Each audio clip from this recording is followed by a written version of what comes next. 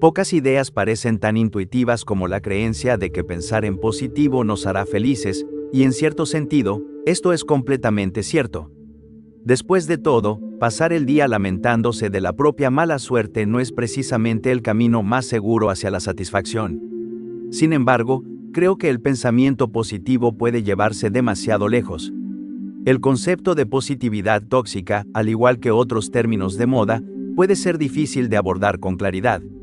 Además, es un fenómeno lo suficientemente reciente como para que aún no haya una definición universalmente aceptada en la investigación empírica formal sobre el tema. Existen ideas generales, como que implica ser inapropiadamente positivo, o que conlleva la invalidación de emociones consideradas negativas. También es importante establecer algunas distinciones, ya que esto permite diferenciar la positividad tóxica de la positividad genuina. Por ejemplo, argumentar que la vida es buena porque se tiene un ingreso estable, una familia amorosa y un techo bajo el cual vivir, puede ser una afirmación positiva, pero no parece tóxica, ya que, si esos elementos son verdaderos, el bienestar derivado de ellos está basado en fundamentos justificados. En cambio, decirle a alguien que no debería estar triste tras la trágica muerte de sus padres en un accidente porque hay personas que están peor, sí es un caso de positividad tóxica, en parte porque usa un razonamiento defectuoso. Definir la positividad tóxica en función de razonamientos erróneos y premisas injustificadas también nos permite incluir situaciones en las que la positividad se impone a través de la presión social. Por supuesto, esto también significa que lo que puede ser positividad tóxica para una persona, no lo será para otra. Algo que ayuda a alguien podría dañar a otro. Apelar a la idea de una vida después de la muerte para hacer más llevadero el luto, no parece ser positividad tóxica, incluso si asumimos que no hay vida después de la muerte. Pero alguien que desea activamente morir como mártir bajo la misma premisa, sí entraría en esta categoría, ya que su creencia podría llevarlo a autodestruirse.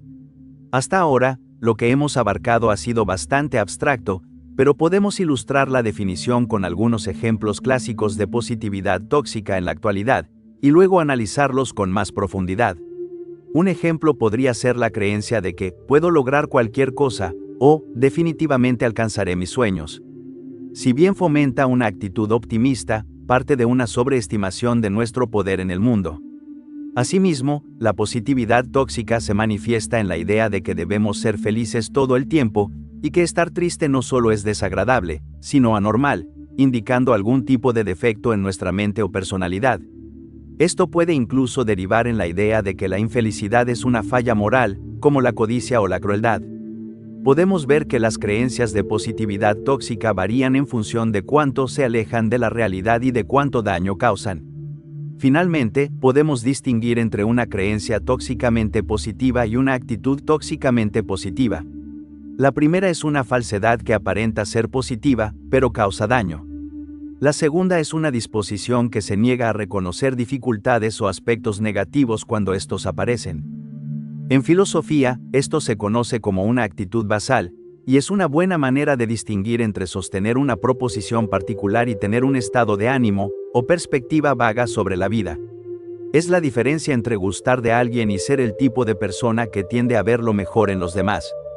También especularía que sostener numerosas creencias tóxicamente positivas podría derivar en una actitud tóxicamente positiva. Si realmente crees que todo sucede para bien y que un gran destino te espera, entonces tiene más sentido descartar cualquier sentimiento negativo como totalmente injustificado. De esta manera, lo que comenzó como una simple creencia se desarrolla en una actitud basal. En muchas de nuestras sociedades actuales, ponemos un gran énfasis en el empoderamiento y en mantener a las personas seguras de su propia capacidad para influir en el mundo. Y existe una buena razón detrás de esto. Se ha demostrado consistentemente que, si subestimas crónicamente tu capacidad, rendirás peor en ciertas tareas. Aunque vale la pena argumentar que este hallazgo se ha observado principalmente en entornos escolares y que algunos estudios más recientes han cuestionado este consenso, especialmente en otros contextos.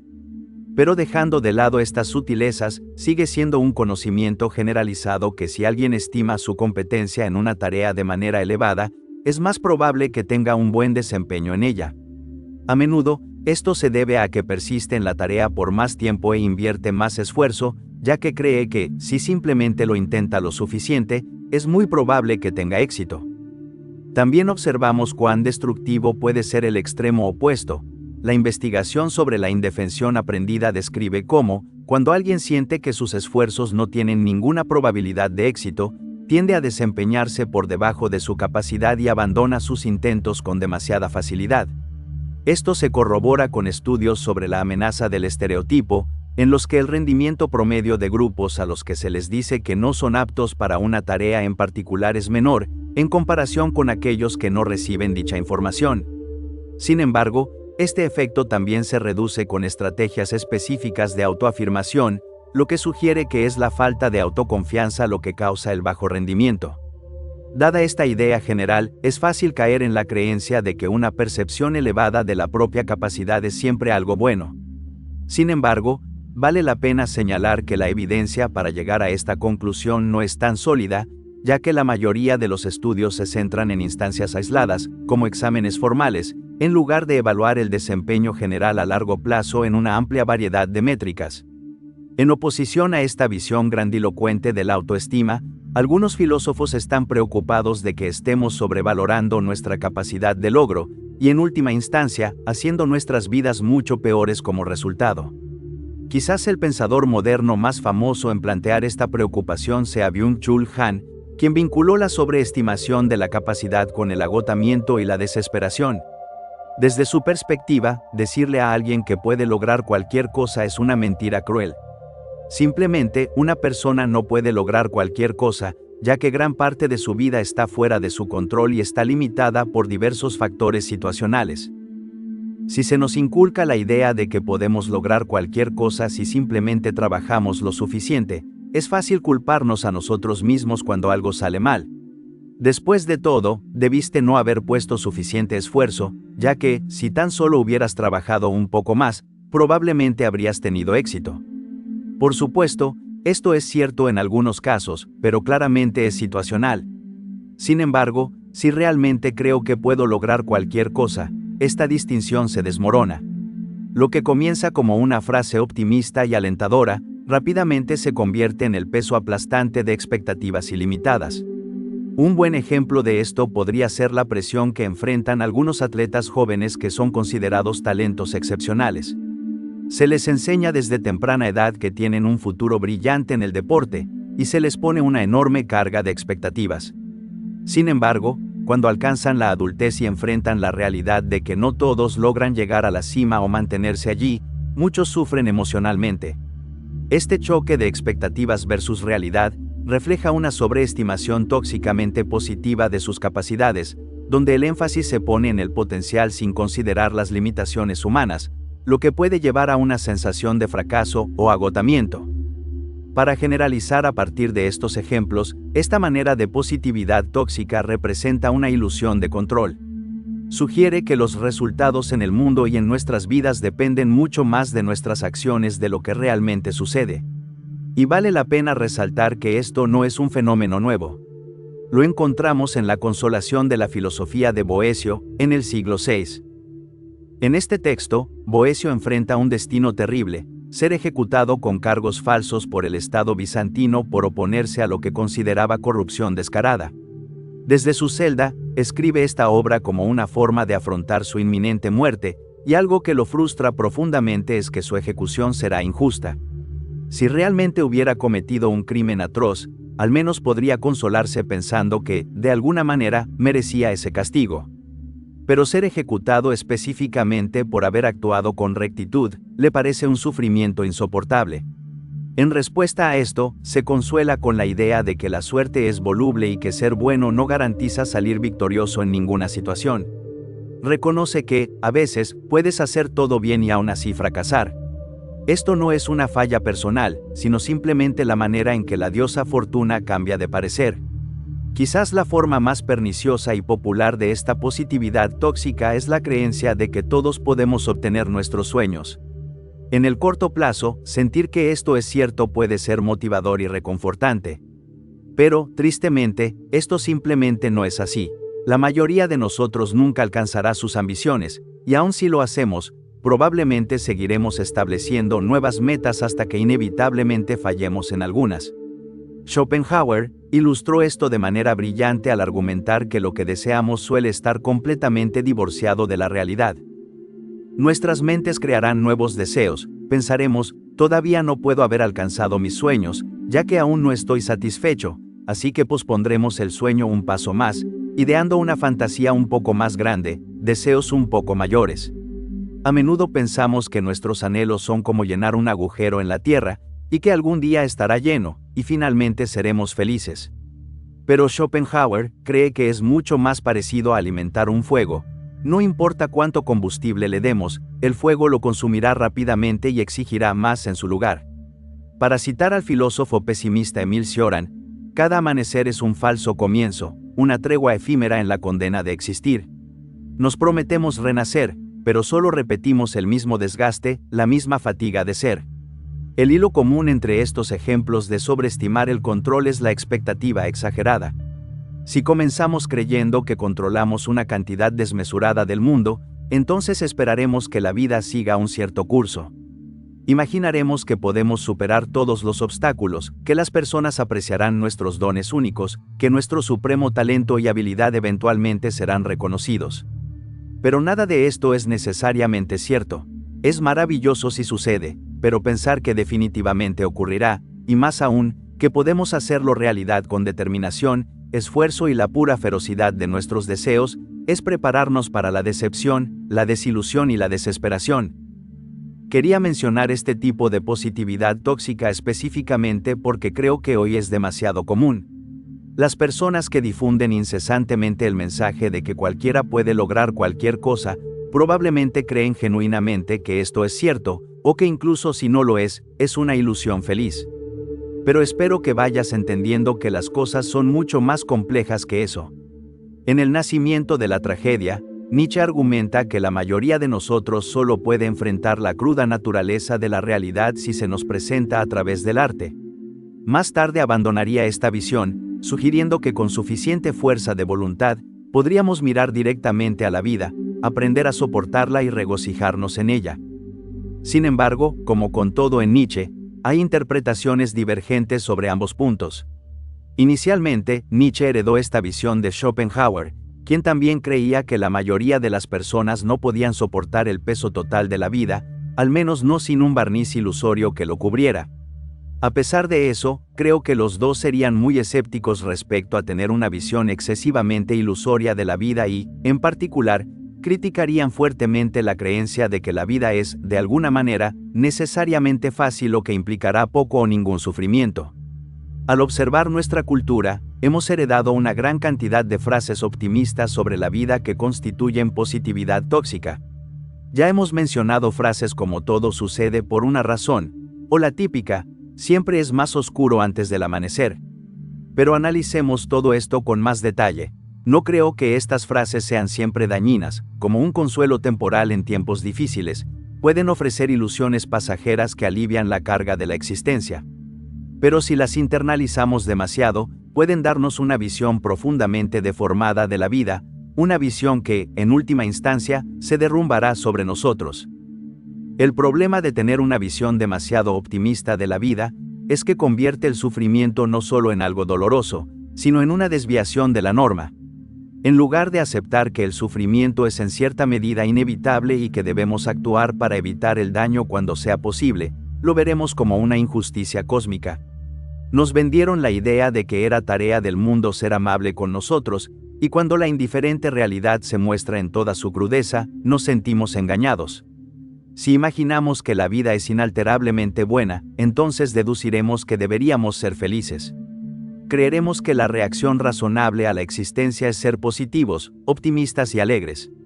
Por lo tanto, si no nos sentimos así, si experimentamos tristeza o melancolía, si nuestra pasión por la vida se desvanece, si algunos días nos cuesta levantarnos de la cama, si el mundo no nos parece un regalo sino una tarea abrumadora, si la vida no se siente como una gran aventura sino como un esfuerzo agotador, si la conciencia no parece una chispa divina que ilumina la realidad sino una maldición de excesiva lucidez que a veces trae ansiedad, tormento y agonía, entonces concluiremos que el problema somos nosotros.